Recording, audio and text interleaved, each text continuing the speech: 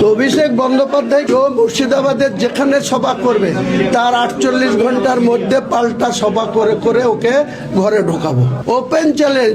তো অভিষেক বন্দ্যোপাধ্যায়কে আমাকে নিদান দেওয়ার আগে ওনার পিসিকে বলুন যে 2026 সালের নির্বাচনে তিনি ভবানীপুর বা নন্দীগ্রাম কোথাও কন্টেস্ট করবেন না, এবং যে সাদের জগন্নাথ ধাম করেছে 100 বিঘি জায়গা সরকারি জায়গায় 400 কোটি টাকা খরচ করে আপনার আমার সকলের ট্যাক্সের টাকায় ওইখানে গিয়ে হরিনাম করতে বলুন মমতা ব্যানার্জিকে, ওনার পিসিকে নিদান দেন।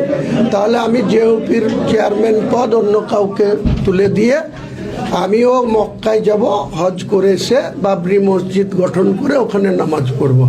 আর তা নাহলে উনি কোরআনের কি চিনেন? উনি বলছেন কোরআনে লেখা আছে গরিব মানুষকে দান করতে, ওর থেকে আমি বেশি জানি, বেশি দান করে, আর ও গরিবের রক্ত চুষে খায়।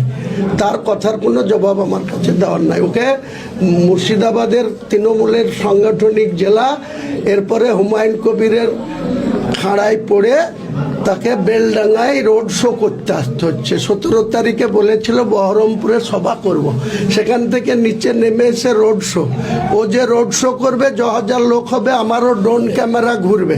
আর 19 তারিখে তার জবাব ওই বেলডাঙ্গা থেকে আমি রোড শো করব, দেখাবো আম জনতা, আম পাবলিক হুমায়ুন কবিরের সঙ্গে কত আছে, না সর্বভারতীয়, না রাজ্য স্তরের নেতা, পার্লামেন্টের নেতা, তার কতটা লোক হয় বেলডাঙ্গায়, আর হুমায়ুন কবিরের পিছে কতটা লোক হয়। জবাব ওপেন চ্যালেঞ্জ।